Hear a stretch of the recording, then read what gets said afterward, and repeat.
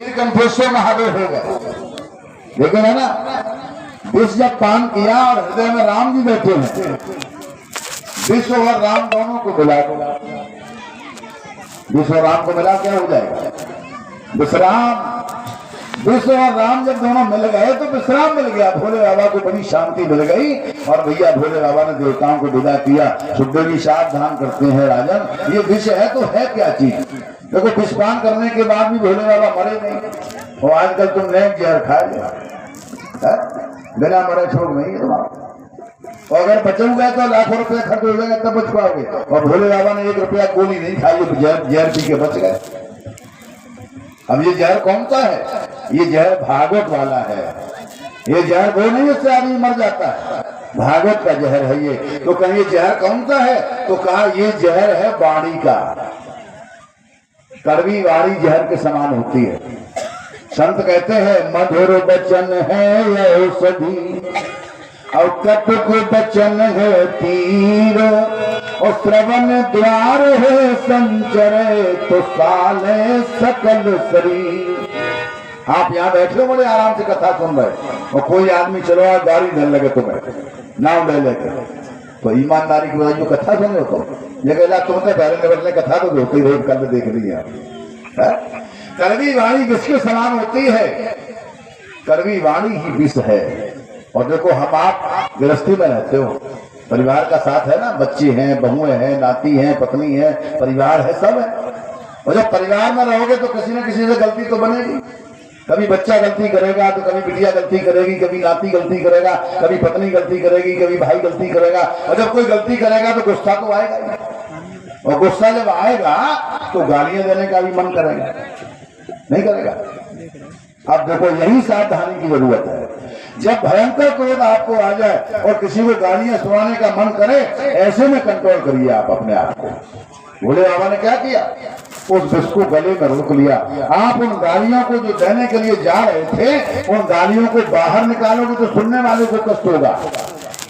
और अगर तुमने दही नहीं पेट में रखी तो खुद को कष्ट। हमने देखा तमाम लोगों को कहा क्या बताएं, डॉक्टर साहब बैठे में ऐसी ऐसी सुना देते जो लोग जानते कोई मिले तो ऐसा कहते कि नहीं?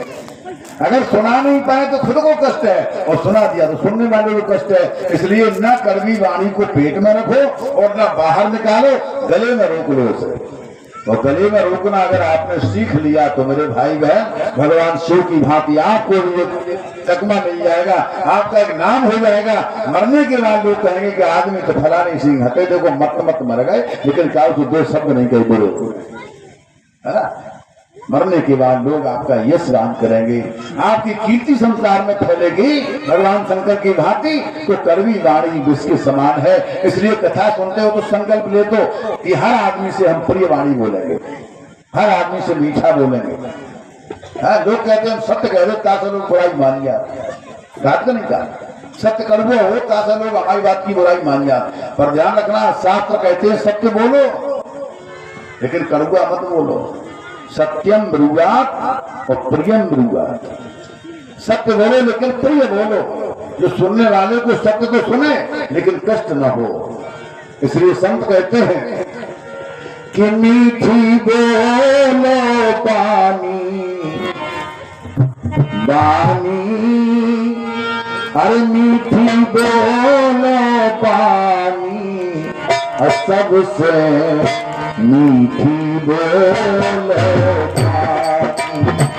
सबसे मीठी बोलो।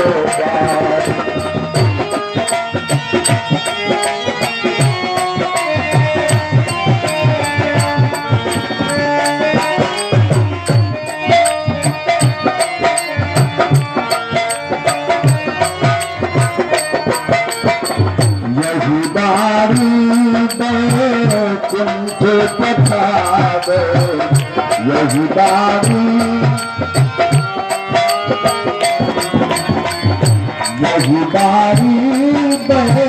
कुंठ पठावे, कुंठ पठावे।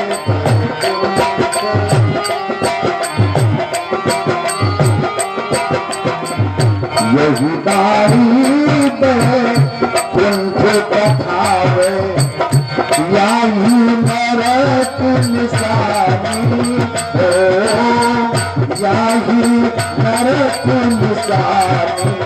सबसे मीठी बोले पानी, सबसे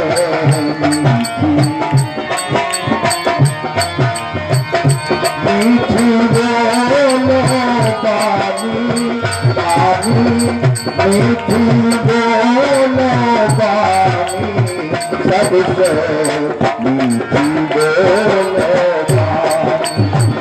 सबसे।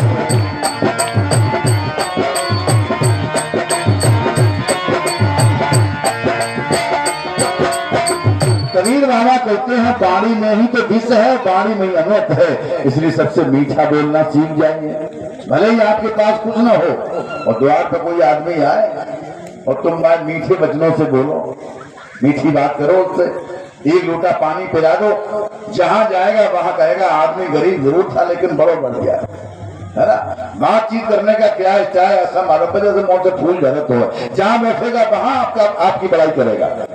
केवल अच्छे बोली वाणी तो बोल दिया, और कोई तुम्हारे द्वारे आए तुम खूब बढ़िया माल खवा, खीर बनाओ, पूरी बनाओ, कचौड़ी बनाओ, रबड़ी बनाओ, खूब खवा और दक्षिणा और दो बार और चलती भी ना तुम गाली देने लगो, है? तो बताओ जहां जाता क्या कहिए, बड़ो खराब आदमी है, जहां जाएगा वहां तुम्हारी बुराई करेगा वो।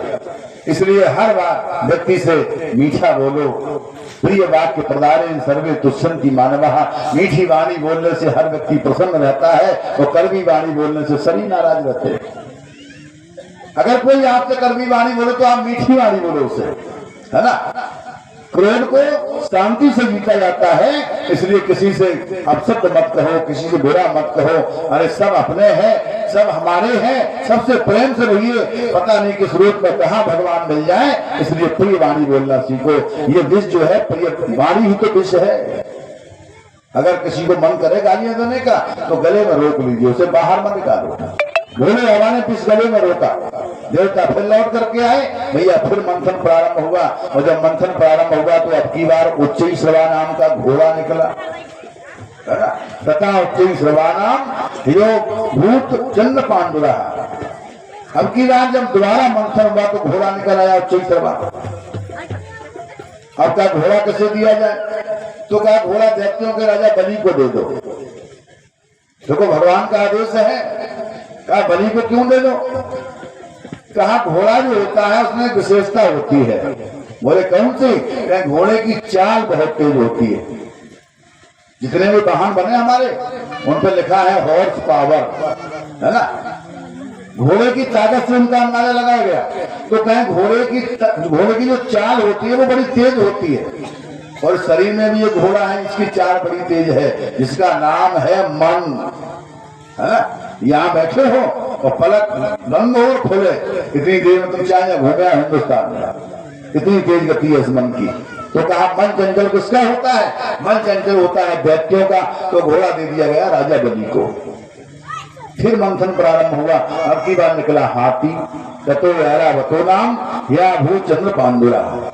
अब की बार हाथी निकल आया, और जैसे हाथी निकला भैया, तथा ऐरावतो नाम बाढ़ निर्गतः, ये हाथी दिया गया किसने, देवताओं को।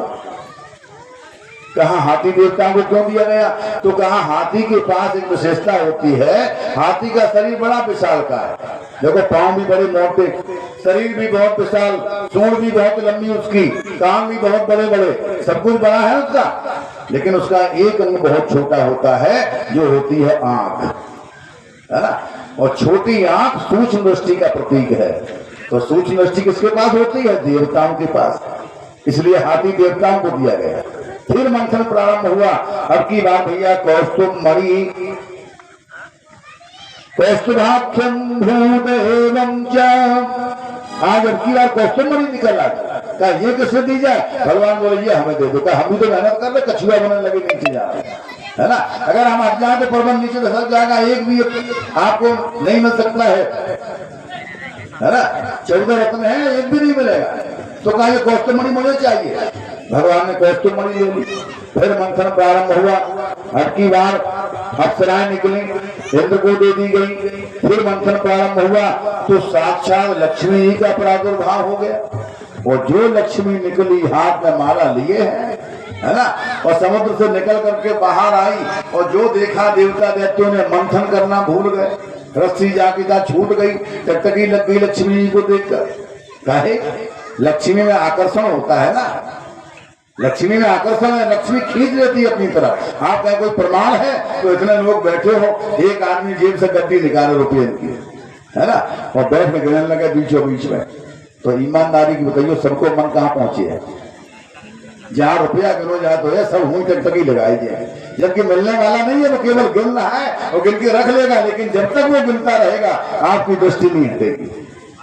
लक्ष्मी में आकर्षण है। और जैसे ही लक्ष्मी बाहर निकल करके आई, अब देवता दैत्य दोनों मन में सोचने लगे ये हमें मिल जाती, इतनी सुंदर है, ये मेरे घर आ जाती। लक्ष्मी जी बोली हमें ऐसा घर है कहू को नहीं जाती, है ना, पहले हम विवाह करेंगे उसके बाद चलेंगे। तो कहा विवाह किसके साथ होगा? लक्ष्मी बोली हमारा मन करे ताकि माला डाल बैठ जाओ लाइन लगा के। और जो कहीं लाइन लगा के बैठो तो देवता हाल ही आम बैठने पर लाई होने लगी कि हम आगे कोई सोचे शायद नंबर न कट जाए, लाइन लगा के बैठ गए, जैसे अपनी लाइन में बैठ गए। ऋषि बोले चलो हम नंबर लगाए, शायद हमारा ब्याह हो जाए, बुढ़ापे में को ब्याह करे। महात्मा भी बैठ गए। अब लक्ष्मी ने कही चलो पहले बावन को संतुष्ट करो, क्या जिन्हें लक्ष्मी की ज्यादा जरूरत है। गृहस्थ के पास अगर पैसा न हो तो भूखा बना रहेगा, काम चला लेगा, लेकिन बावन को काम नहीं चलता। भंडारों खान जाए विदाई न मिली तो 1 रुपया के ऊपर कर लाई कर दे है, बावन को पहले संतुष्ट करो। सो बावन की लाइन में पहुंची महात्माओं की, और जैसे ही महात्माओं की लाइन में पहुंची सबसे आगे बैठी मार्कंडेय ऋषि, है ना। और मार्कंडेय ऋषि अमर है, इनकी मृत्यु नहीं होगी। लक्ष्मी जी बैठ गई पास में खड़ी हो गई, माला ली है, और मार्कंडेय जी धरती खोद रहे बैठे बैठे, वे पांव की पाजिए बजा रही, जैसे ऊपर एकदम देख ले में बस काम हो जाए। लक्ष्मी देखने से मन में लोभ आता है ना। तो लक्ष्मी जी सोच रहे कैसे वो एक बार देखे, और वे जमीन खोदने में लगे, वे पांव की पाजिए बजा रही, हाथ का कंगन बजा रही, लेकिन वे देख ही नहीं रहे। लक्ष्मी जी को लगा अमर जरूर है ये, इनके साथ विवाह करने तो हमारा सुहाग नहीं जाएगा, ये निश्चित है। पर कभी एक बात की है, जो व्यक्ति ब्याह के समय हमारे घर नहीं देख रहा हो और ब्याह के बाद न देखो तो काय को ब्याह अच्छा है? क्या गारंटी है कि विवाह के बाद ये देखेंगे? और अगर इन्हें देखो ही ना तो ब्याह करके तो फायदा क्या भाई? तासे ऐसे आदमी के संग में ब्याह करो ठीक नहीं है। चलो आगे बढ़ो, आगे बढ़े। और जैसे ही आगे बढ़ी तो दूसरे नंबर पे बैठे परशुराम जी धरे फरसा है। लक्ष्मी जी ने देखो आदमी ये ठीक है, चाहे योद्धा है, ये वीर है। परशुराम जी कहते वीर वीर विहीन मही में कीनी और विपुल बार महदेवन दीनी। बोले ऐसा योद्धा है जिसने क्षत्रियों का कई बार विनाश किया और पृथ्वी जीत करके दान कर दी, अपने पास नहीं रखा, संग्रह भी नहीं करता है। दानी भी है, वीर भी है, योद्धा है और अमर भी है। ये 7 अमर जो है परशुराम जी का नाम आता है। इनके साथ ब्याह कर ले तो चकाचक काम रहे भाव। प्यार से माला और मन में आई माला डारवे की, हाथ बढ़ाई डारवे को, लेकिन एकदम से मन में आई कि योद्धा तो है लेकिन आदमी बड़ो खराब, गुस्से बहुत आ जाए, जाने अपनी अम्मा को मुंह काट डालो और काल दिन गुस्सा आ गई तो डरो हमारी में एक तरफ बनती तो ऐसे आदमी के संग ब्याह करो बेटा जो मुंह कट जाए। लक्ष्मी जी फिर रुक गई और आगे बढ़ी। ऋषियों में गोल अगोल देखती हुई चली जा रही थी आगे। भैया ऋषि कोई नहीं ऐसा मिला जहाँ माला डाल देती। फिर देवताओं की दान में आई और सबसे पीछे बैठे हैं नारायण, सबसे पीछे राजा का भेष बनाया, सबको देखती हुई सांत्वना देती हुई। देखो लक्ष्मी सांत्वना ही सबको देती है। ऐसा कोई व्यक्ति है जो लक्ष्मी के कारण परेशान हो जाए? सबके पास लक्ष्मी आती है, सबके पास, लेकिन लक्ष्मी पति किसे बनाती है? हम आप लक्ष्मी की संतानें हैं। लक्ष्मी हमारी मां है और पति कौन है? पति है नारायण। लक्ष्मी के पति का नाम क्या है? नारायण। तो सबसे पीछे बैठे राजा बने हुए। लक्ष्मी चलती हुई गई और भैया सीधे नारायण के गले में जयमाल डाल दी, अपना पति बना लिया और भगवान ने हृदय सिंहासन पर लक्ष्मी जी को बैठा दिया। फिर मंथन प्रारंभ हुआ, है ना। और देखो एक बात का और ध्यान रखना, लक्ष्मी हमारी माँ है। पैसा अगर आपको दिया है भगवान ने, लक्ष्मी ने कृपा आपके ऊपर कर दी है, तो उस पैसे का सदुपयोग करिए, है ना। माँ बना करके लक्ष्मी का सम्मान करिए।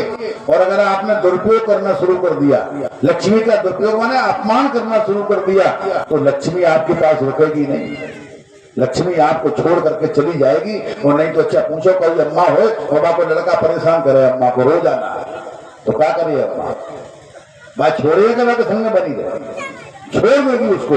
ऐसे लक्ष्मी जी भी छोड़ करके आपको चली जाएंगी। इसलिए माँ बना करके सम्मान करो लक्ष्मी का, गारंटी है जीवन में लक्ष्मी आपका साथ नहीं छोड़ेगी। आज भैया फिर मंथन प्रारंभ हुआ। अब की बार मदिरा रानी निकल आई, मदिरा महारानी। और जैसे ही मदिरा महारानी निकली, देवता तो दूर रहे लेकिन दैत्य तो छलने लगे, हमें चाहिए।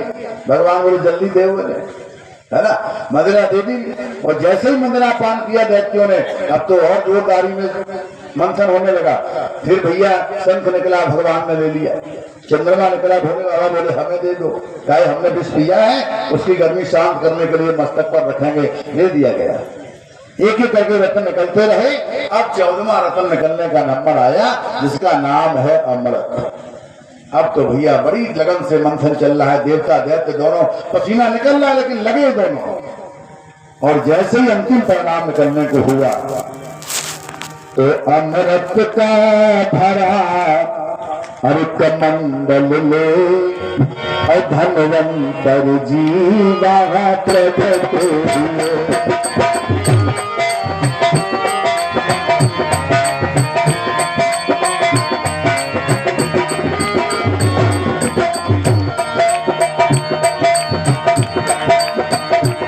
अमृत का भरा कमंडल में धनवंतर जीवा प्रगट हुए।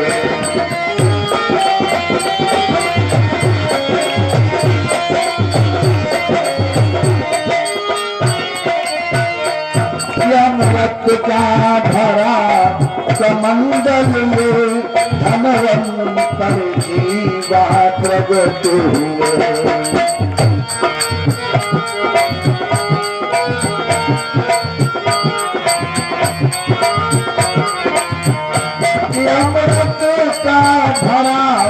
कमंडल में धनवंतर जीवा प्रगट हुए। जब देखा देव दैत्यों ने, जब देखा देव दैत्यों ने आपस में लड़ने झगड़ने लगे।